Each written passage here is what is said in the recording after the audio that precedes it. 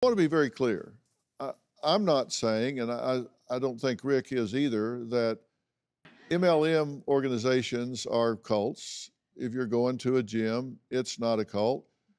Why? Because you can leave. I mean, they're not asking you to sell your house and come stay with them.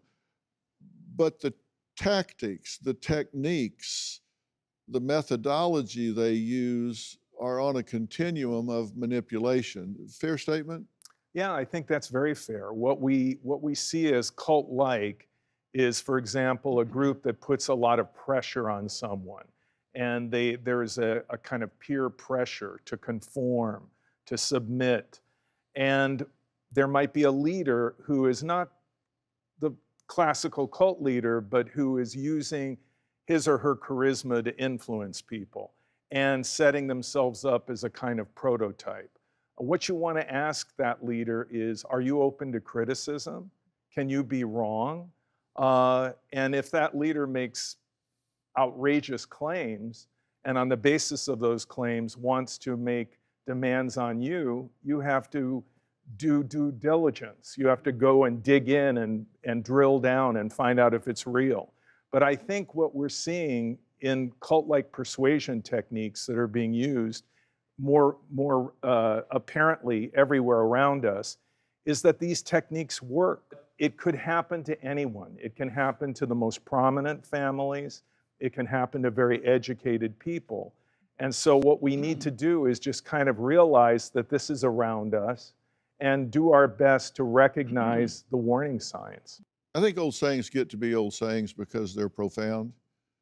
Things stay around generation after generation after generation because they just ring true. And an old saying that if something's too good to be true, it's probably because it's just not true. And if there were these get-rich-quick schemes, everybody would be doing it.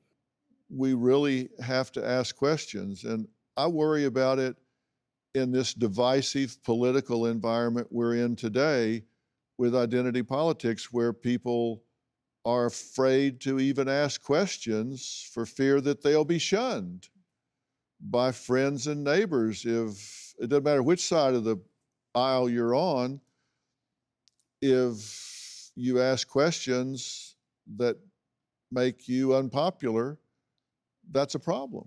I'm really troubled as a person who's watched destructive cults for many years, seeing that the word is becoming somewhat politicized, that one political party calls another party a cult, and this is becoming, a way of denigrating and putting people down.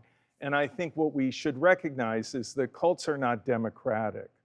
They don't elect people. They have a leader. The leader is absolute and totalitarian, and whatever the leader says is right, and whatever the leader says is wrong. And that's not really consistent with the political party system that we have.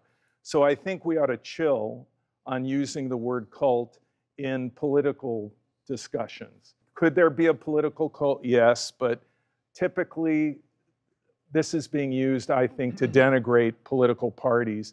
And I think it's coarsening the exchange and discussion in our country.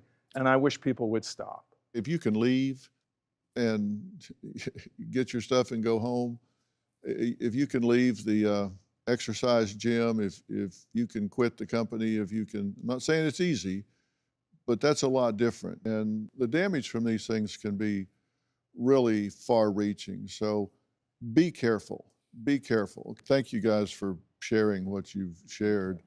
I think you'll save people a lot of pain by hearing your story and staying out of it themselves. Do you have a story or a question for me? Click the link in the description and tell me what in the world is going on.